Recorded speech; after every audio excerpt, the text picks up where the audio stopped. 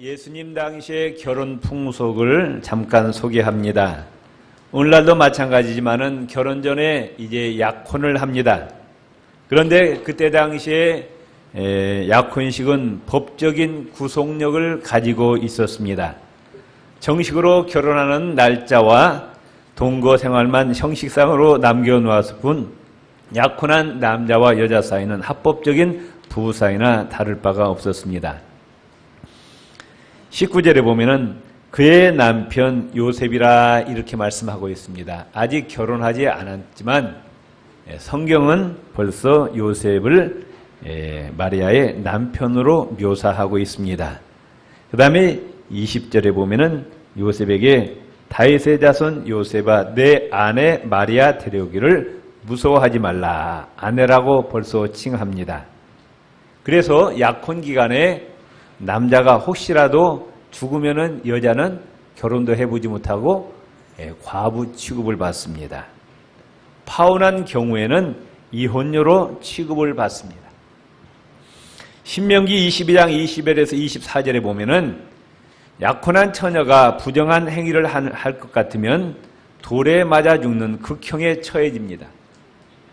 이러한 시대적인 상황에서 이제 요셉과 마리아가 결혼하기 위해서 약혼을 했습니다. 그런데 이제 요셉과 마리아가 결혼하고 동거하기 전에 이미 마리아 몸속에 잉태가 됩니다. 배가 불러옵니다.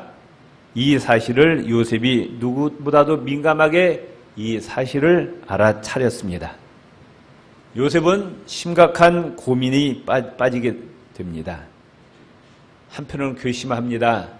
아직도 결혼하지 않았는데 자기 약혼녀 배가 불러온다 그 말씀이에요. 자신을 배신한 것이죠. 그래서 이 요셉은 끊어야 되겠다 마음을 먹습니다. 어떻게 할 것인가? 공개적으로 나팔불어 가지고 이 여자를 완전히 매장시켜버릴 것인가? 차마 그럴 수는 없어서 파혼 증서를 써서 조용히 마리아를 버려야 되겠다 이렇게 생각합니다. 요셉은 19절에 보면은 그의 남편 요셉은 의로운 사람이라고 말씀하고 있어요. 올바르고 정의로운 일에 대해서 신념을 갖춘 인물이었습니다. 법과 도덕을 무시하면서까지 마리아를 아내로 맞이할 생각은 없었습니다. 또 동시에 요셉은 인정이 있는 인물이었습니다. 마리아를 사랑했습니다. 이 문제 때문에 마리아가 공개적으로 손가락질 받고 수치와 조롱을 당하는 것을 이 요셉은 원하지 아니했습니다. 심지어 돌에 맞아 죽게 됩니다. 결코 요셉이 원하는 바가 아니었습니다. 상대방에게 상처와 희생을 주지 않으려는 긍휼이 있었습니다. 그래서 19절에 보면은 남편은 그를 드러내지 아니하고 가만히 끊고자 하였다. 그래서 요셉은 이제 파혼 증서를 써줘서 드러내지 않고 조용하게 끊으려고 하였습니다. 여기에 요셉의 인내하는 마음과 용서하는 마음을 알 수 있습니다. 그런데 이 문제도 결코 쉽지가 않았습니다. 섣불리 처신했다가는 마리아의 임신 사실이 오히려 발각될 수도 있기 때문에 매우 지혜롭게 행동해야 됐습니다. 요셉은 이 일을 곰곰이 생각하고 있었습니다. 20절에 이 일을 생각할 때 여기서 요셉의 신중한 성격을 우리가 알 수가 있습니다. 어떻게 하지? 어떻게 하지? 이렇게 고민하고 있었을 때 누가 나타납니까? 20절에 이 일을 생각할 때 같이 한번 읽어봅시다.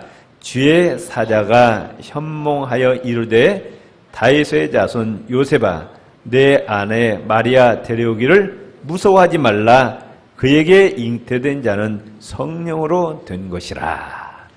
지금 이 약혼녀 마리아의 몸에서 배가 불러오는데 이것은 성령으로 잉태된 것이라고 말씀하고 있습니다. 그리고 그 아이가 이름을 낳으면 21절에 아들을 낳으리니 이름을 예수라 하라. 이름까지 지어 주었습니다. 그래서 요셉은 마리아와 이혼하지 아니하고 집으로 데려왔습니다. 기분은 나쁘죠. 그렇지만은 순종하는 마음으로 데려왔습니다. 누가복음 1장에 보면은 마리아에게 가브리엘 천사가 또 나타납니다. 하면서 네 배에 잉태된 생명은 성령으로 잉태된 하나님의 아들이라고 알려주면서 역시 마찬가지로 마리아에게도 아들을 낳으면은 예수라고 이름을 지으라고 합니다. 이 마리아도 역시 요셉처럼 순종의 인물이었습니다. 이제 자기는 어떻게 됩니까? 돌에 맞아 죽어요. 하나님 때문에 자기가 돌에 맞아 죽는다고 말씀해요. 그럼에도 불구하고 주님의 뜻에 순종하겠습니다. 그 남편의 그 아내다 그 말씀입니다. 내가 희생되더라도 내가 손해가 될지라도 하나님 말씀에 순종하겠나이다. 이게 신앙입니다. 우리는 하나님 말씀에 온전히 순종하지 못해요. 왜냐? 손해가 되니까. 하나님 말씀을 대하면서 우리는 그대로 받아들이는 것이 아니에요. 머릿속으로 계산을 합니다. 나에게 이 하나님 말씀에 순종해서 이익이 될까? 손해가 될까? 계산하고 난 다음에 손해가 되면은 순종하지 아니에요. 이익이 될 때에 순종합니다. 얼마나 머리가 빠르게 돌아간지 몰라요. 이건 신앙이 아니에요. 한번 따라합시다. 하나님 말씀에 순종해서 손해가 될지라도 내가 죽더라도 순종하겠나이다. 아멘? 이게 순종이라, 이게 신앙이에요. 내가 돌에 맞아 죽더라도 내가 하나님의 뜻에 순종하겠나이다. 아멘? 옆 사람, 하나님 말씀에 온전히 절대적으로 순종합시다. 여러분 아시잖아요. 여러분 자신이 아시죠. 내가 지금 어디에 순종하지 못하고 있는 거 아신다고 말씀. 이걸 오래 끌지 마세요. 하나님 말씀 불순종하고 있는 것을 오래 끌지 말라고. 나에게 유익될 거 하나도 없어요. 빨리빨리 고치세요. 따라합시다. 영혼이 없는 몸이 죽은 것 같이 행함이 없는 믿음은 죽은 믿음이니라. 아멘? 머리로 아는 거 아무 소용없어요. 행동으로 옮겨야 된다고 말씀입니다. 나에게 있어서 아직 순종하지 못한 부분을 2012년에 깨끗이 청산하시고 2013년에는 온전히 순종하시는 우리 구익교회 성도님들이 되시기를 바랍니다.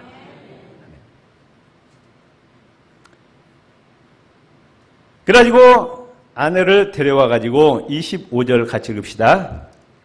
아들을 낳기까지 동침하지 아니하더니 나음의 이름을 예수라 하니라. 마리아를 데려왔어도 순결하게 절제합니다. 여기서 참 마리아의 아름다운 모습, 요셉의 아름다운 모습을 우리가 볼 수가 있습니다. 예수란 이름은 구약 성경에 여호수아, 예사로 나옵니다. 여호수아란 이름은 여호와는 구원이시다. 그런 이름입니다. 구약에 여호수아란 이름을 가진 사람이 두 사람이 있습니다. 모세의 후계자인 여호수아가 있었죠. 가나안 정복할 때 이스라엘 백성들을 인도했습니다. 두 번째는 바벨론 포로 생활을 끝내고 본국으로 귀환할 때 두 번째 귀환 시에 대제사장했던 여호수아란 인물이 나오는데 이 두 분 다 예수 그리스도를 상징하고 있습니다. 예수란 이름의 뜻은 무엇이냐? 21절 같이 읽읍시다. 아들을 낳으리니 이름을 예수라 하라. 이는 그가 자기 백성을 그들의 죄에서 구원할 자이심이라 하니라. 아멘. 예수란 이름의 뜻이 뭐예요? 자기 백성을 저희 죄에서 구원할 자심이라 그 말씀이에요. 구세주라 그 말씀. 자기 백성은 누구예요? 1차적으로는 혈통적인 이스라엘 백성들, 육적 이스라엘 백성들을 의미하지만 궁극적으로는 참 선민 이스라엘 백성, 이면적 유대인이요 아브라함의 영적 후손된 하나님의 백성들, 예수 그리스도를 영접하고 구원받은 하나님의 백성들이 바로 자기의 백성이라. 그러니까 자기의 백성은 하나님의 택하신 예수님을 영접한 하나님의 자녀를 의미합니다. 이 말씀 가만히 보세요. 그가 자기 백성을 그들의 죄에서 구원할 자이심이라. 예수님께서 온 인류를 위해서 십자가에서 피 흘려 몸을 찢으시고 돌아가셨는데 그 예수님의 십자가 보혈의 능력은 어떤 자에게 효력이 있느냐? 예수 그리스도를 영접해서 하나님의 자녀가 된 자들에게만 그 십자가 보혈의 효력이 있다고 말씀해요. 예수님을 거부하는 자, 예수님을 믿지 않는 자들에게는 그 예수님의 보혈이 효력이 미치지 않는 거예요. 다시 말하면 예수 믿기를 거부하는 자에게는 죄 용서 받을 수가 없다는 겁니다. 예수 믿고 하나님의 자녀가 된 자들의 죄에서만 그들을 구원해 주신다고 말씀해요. 아멘.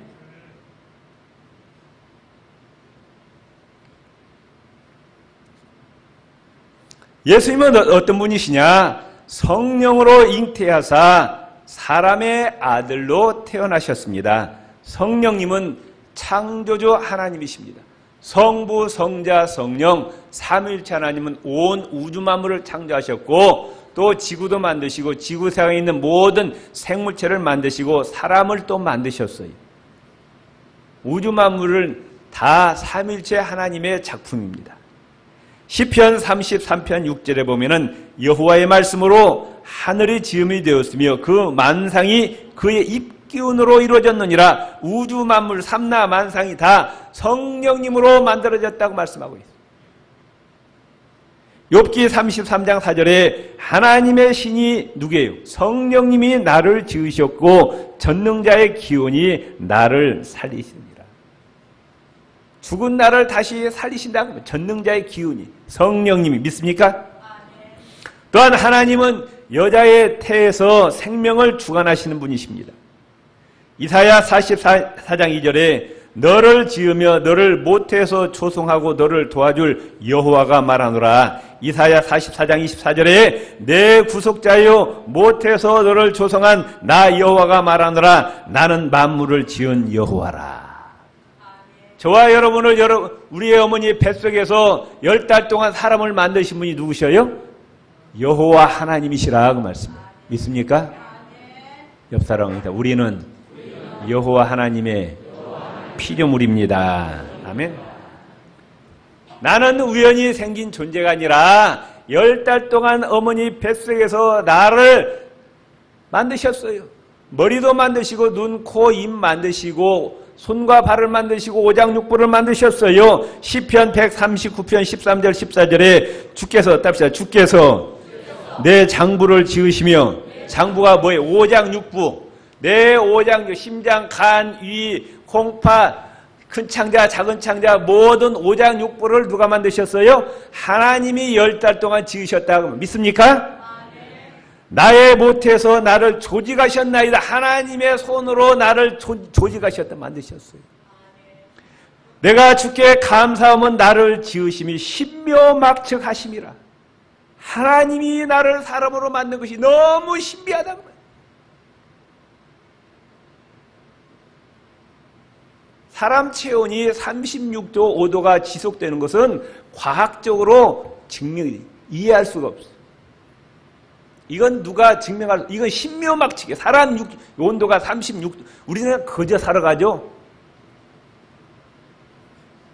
이건 36도 5도가 유지되는 것이 이해할 수가 없어요. 신묘막측이에요. 그러니까 순간순간 살아있는 것이 지금 누구의 은혜입니까? 이걸 깨달으시라고 말씀해요. 아멘? 좀 아멘 좀 세게 하세요. 뭐 못마땅하셔요?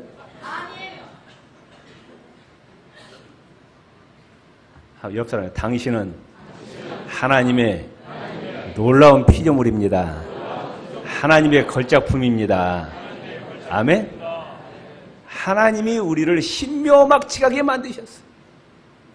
우리 안에 또 영혼을 창조하셨습니다. 아멘?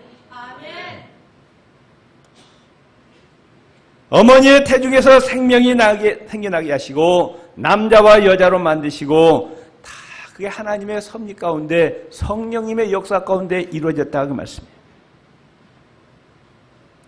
우리는 사도신경으로 늘 고백합니다. 이는 성령으로 잉태하사 동정녀 마리아에게서 나시고.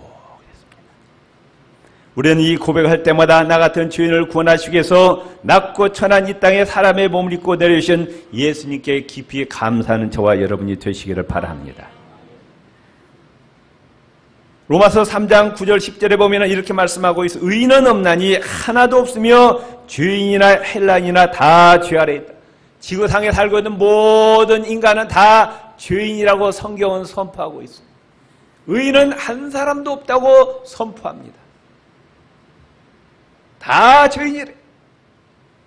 그렇기 때문에 인간을 구원할 수 있는 자는 죄인으로서는 아니 됩니다. 의인이어야 돼요. 그렇기 때문에 인간은 인간을 구원할 수가 없어요. 왜? 죄인이 죄인을 구원할 수가 없다고 말씀해요. 죄인은 자기 죄 때문에 죽는 것이지 남을 구원할 수가 없어요. 그렇기 때문에 인간을 구원할 자는 아담의 후손으로 와서는 아니 됩니다. 다시 말하면 남자를 통해서 태어나서는 안 된다고 말씀이에요. 왜? 아담의 씨는 다 그 피 속에 뭐가 있어요? 원죄가 있다고 말씀이에요. 그렇기 때문에 인류를 구원하실 분은 아담의 후손으로 와서 안 돼요. 아담의 씨가 되어서는 아니 된다고 말씀이에요. 남자를 통하지 않고 태어나야 됩니다. 이성과 과학과 생리학적으로 불가능한 일이에요. 아니 아버지 없이 어떻게 태어나냐고 말씀해요. 세상에. 한번 손 들어보세요. 아버지 없이 태어나신 분. 이 지구상에 아버지 없이 태어난 사람은 아무도 없어요. 다 누구의 성을 갖고 있어요? 우리는 아버지의 성을 갖고 있어요. 그런데 인류를 구원하실 분은 아버지 없이 태어나야 된다고 말씀해요. 원죄가 없어야 돼요.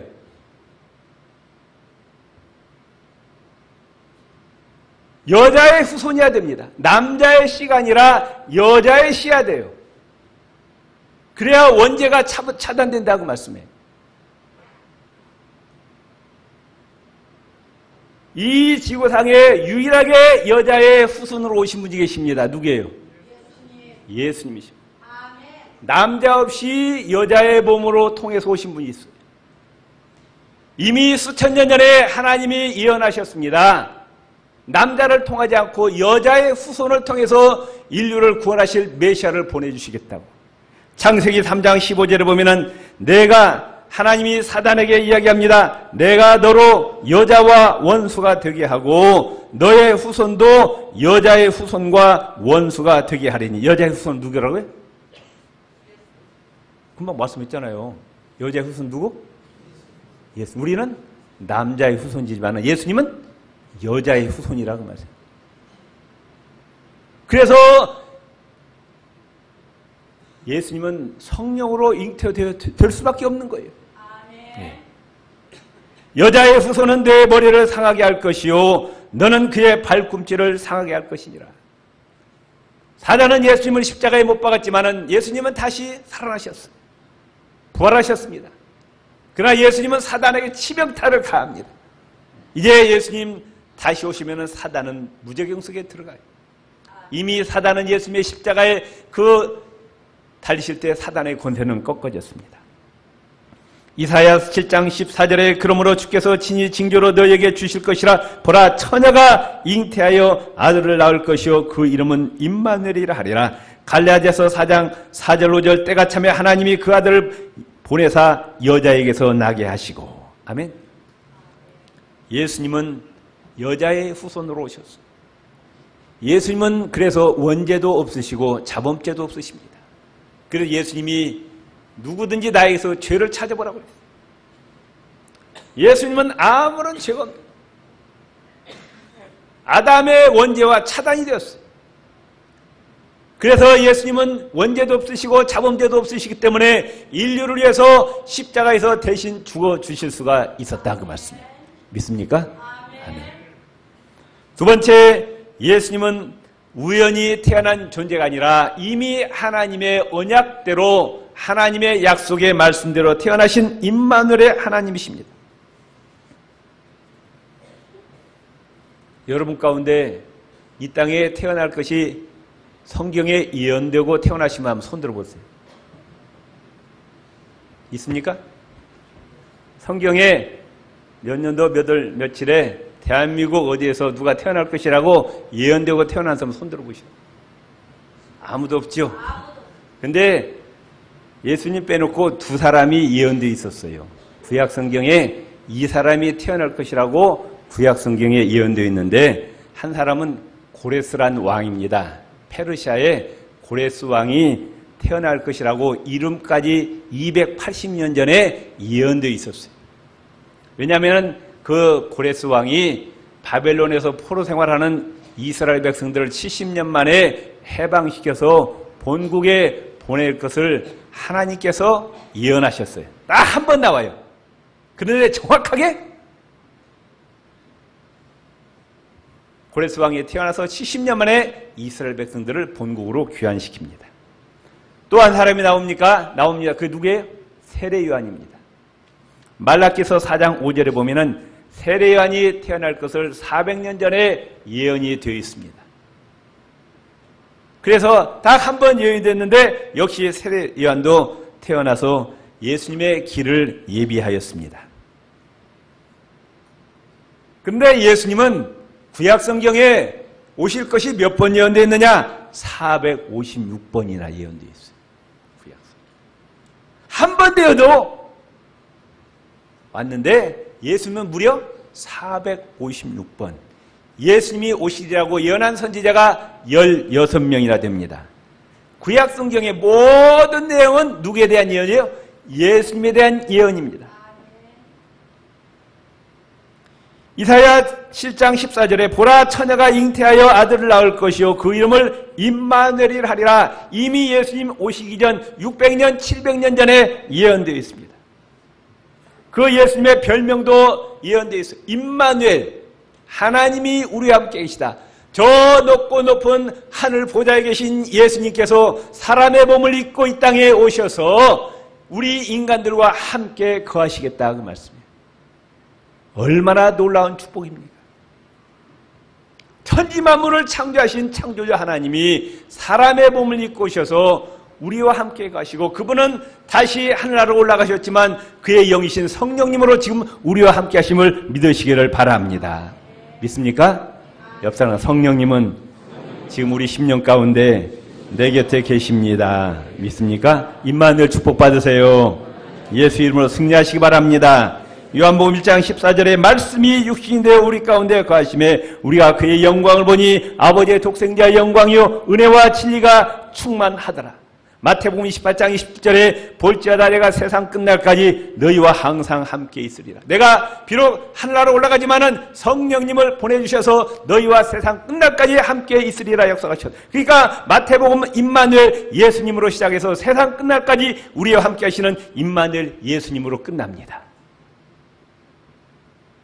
예수님의 탄생은 우연히 이루어진 사건이 아니라 철저하게 성부 하나님의 계획과 경륜 가운데 이미 우주 만물 창조 전에 인류를 구원하시기 위해서 예수님을 보내주시겠다고 성부 하나님께서 계획하셨고 성자 하나님 예수님은 그 성부 하나님의 뜻에 절대적으로 순종하시고 하늘의 영광 보좌를 버리시고 사람의 몸을 입고 이 땅에 오셔서 십자가에서 희생하셨습니다. 그리고 다시 부활하시고 하늘나라로 올라가셨고 그 성령 하나님이 오셨어요. 성령 하나님의 신비하고 능력 있는 역사로 말미암아 은총과 기적과 사랑의 사건이 바로 성탄절의 사건입니다.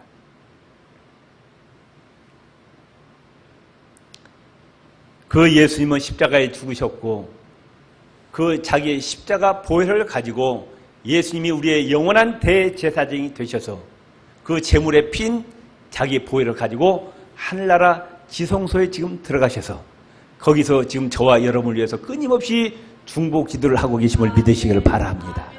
지금도 이 시간에 기도하겠습니다. 저 구이교회 암흑의 집사, 저 구이교회 김 집사, 박 집사, 이 집사의 죄를 용서해 주세요. 내가 그 집사 때문에 십자가에 죽었사오니 하나님 저 집사의 죄를 용서해달라고 지금도 중보 기도하고 계신다 그 말씀. 믿습니까?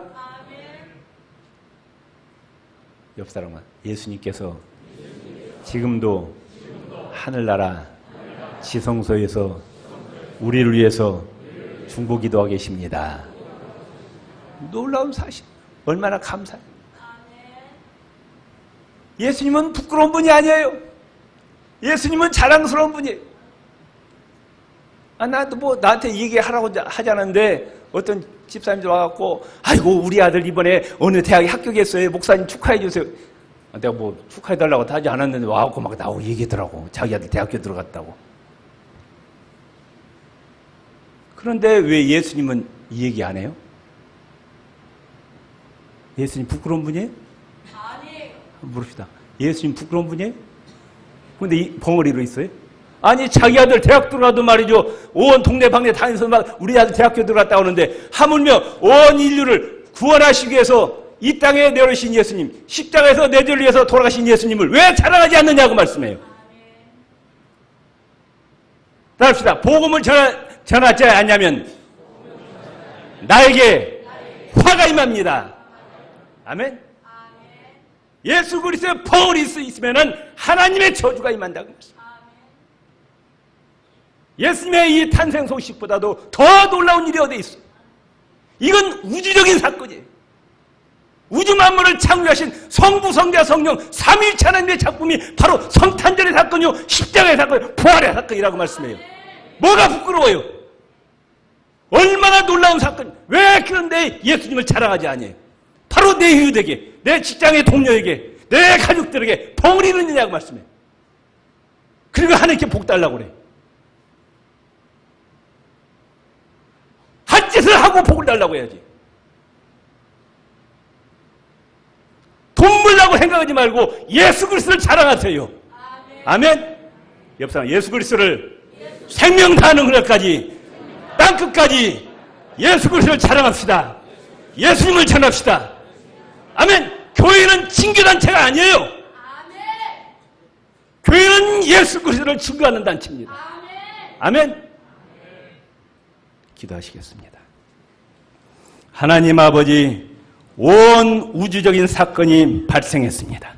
천지 만물을 창조하신 성부, 성자, 성령 삼위일체 하나님의 작품이 바로 예수 그리스도의 탄생 사건이요, 십자가와 부활 승천 사건입니다. 아버지 하나님, 우리를 구원해 주시니 감사합니다. 예수님을 부끄러워하지 않게 도와주시고 땅끝까지 예수 그리스도의 진리의 사명을 감당케 하여 주옵소서. 예수님 이름으로 기도드리옵나이다. 아멘.